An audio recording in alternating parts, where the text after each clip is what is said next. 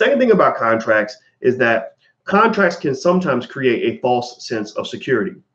Whether you talk about a marital contract, which creates the false sense of security that, oh, well, because we agreed, because we both signed this legal document, you have to be with me. You can't cheat on me. You have to stay with me forever. Well, that's just not true, right? Kevin Garnett's wife signed a contract, but now she's asking for a divorce, right?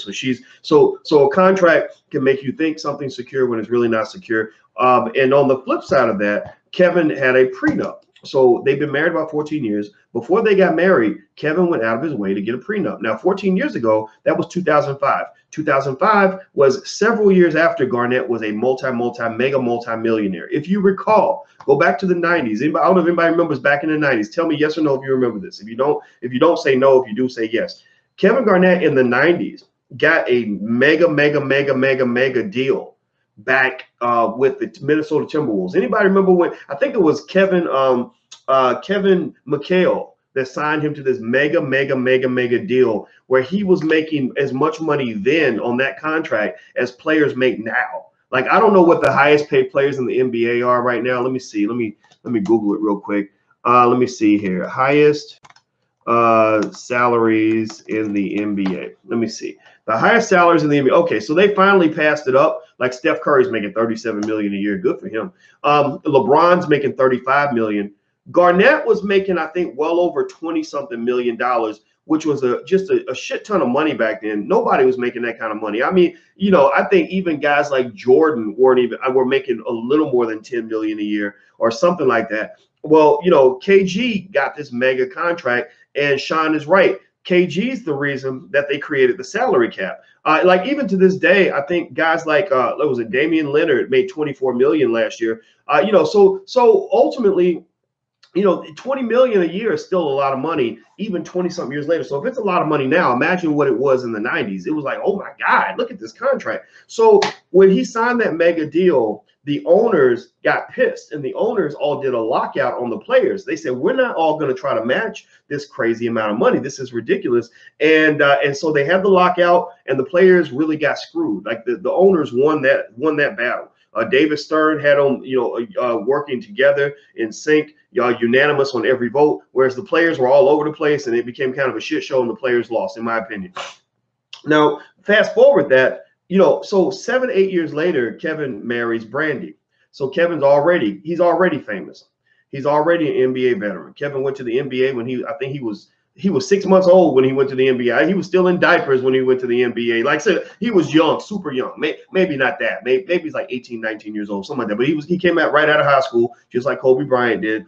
And he was already making all this money. So he marries Brandi, right? And he says, hey, I want to protect my wealth. I want to protect my money. So I want you to sign this prenup. Here, sign on the dotted line, and we can be in love forever. And I'm going to take care of you, girl. I got you in here for $1 million. You're going to get $1 million if we break up. But that's it. $1 million is a decent amount of money, don't you think? That's a lot of that. $1 million was a lot of money to you yesterday. So why wouldn't it be a lot of money to you, in the event that we get a divorce? But we're not going to get a divorce, right? Because everybody that signed a prenup, they always think they're going to be married forever. Everybody who gets married always thinks they're going to be married forever. But just know it's like half of y'all ain't going to make it, right? That's just a fact, right? It's like college. Like this fall, 100,000 black people are going to send their children away to college and give, $100,000, $200,000 of their future family wealth to some big white university in exchange for the chance to get a degree. Not in exchange for a degree, but for the chance to get a degree.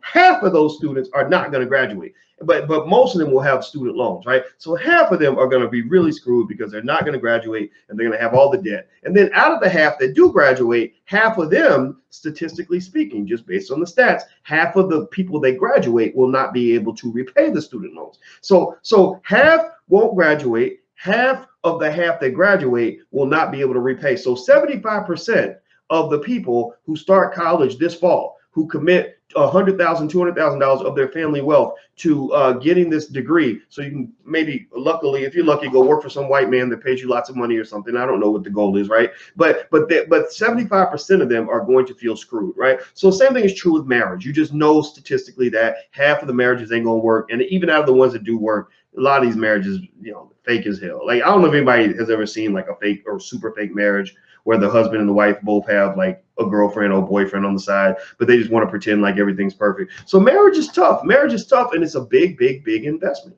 right? And because it's tough and because it's a big investment, you got to protect your investments, right? You can protect to some extent with good contracts. Like Kevin, he signed the prenup. But prenups can be challenged. Brandi is challenging the prenup. Brandi is saying, fuck your prenup, fuck you and your prenup. The prenup don't mean shit right now because we're in a different situation. In finance, we have a concept for that. It's called moral hazard. Moral hazard is kind of like, basically, it's like how people how people switch it up on you. Like maybe it's like you loan money to a cousin, and before you loan them the money, they're really nice to you and they're answering all your calls and they're really polite and they're promising you the world. But then after they get your money, you call them and ask them to pay you back, and they're like, man, what you want? Don't be calling me early in the morning. If you keep on bother me, you ain't gonna get nothing, right? The attitude just changes, right? Well, basically, this might be a moral hazard issue, right? Now that Brandi and Kevin don't love each other the way they used to, the way they swore they'd love each other forever the day they got married. Now that they are mortal enemies or close to it, or they definitely are, I imagine they're not the best of friends right now. Incentives change. Agreements change. A lot of the things that they thought they wanted to do when they first got married are things they do not want to do now. So Brandi's going back and saying this prenup is no good. Why is she saying that? Well, there are conditions under which you can kill a prenup. A lot of conditions under which you can kill a prenup, especially if it's done in a way that's not, crystal, airtight, crystal clear, all these other things. So really, it's like you have to have a pre-analysis of your prenup. So you need a pre-prenup to make sure your prenup is right, so that when you actually do the nups, that the nups are actually good, right? So let me actually break some of that down. First of all, let me tell you why Brandi is saying that Kevin's prenup is no good. She's claiming that he agreed to fund some sort of joint account for the both of them, where he was going to put at least $12 million in it and give her half or something like that. She says he did not do that. She says that he let the money go. He didn't do what he was supposed to do, and that screws her. And now here's the thing, right? I mean, if it's more just about the money, if it's just about the money, then she could just say, give me 12 million, put 12 million in an account, let's split it, and we're good, right? But no, that's not the big win here. That's not the big fish. The big fish is I invalidate the whole contract.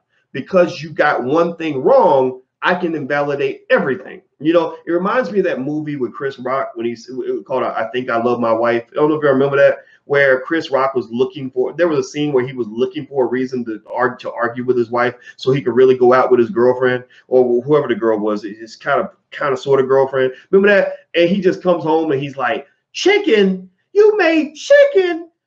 I hate chicken. And she's like, I thought you liked chicken. But does it have to be chicken every day? Right. So he's making a big argument over chicken, and they're arguing over chicken, but it really ain't about the chicken, right? It's about the big bird, the big win at the end of the day that he's trying to get with the girlfriend, right? So the same thing is true here. She's arguing over the 12 million, but it really ain't about the 12 million. It's not about the account. It's about the fact that she's sitting there saying, you done fucked up, don't you?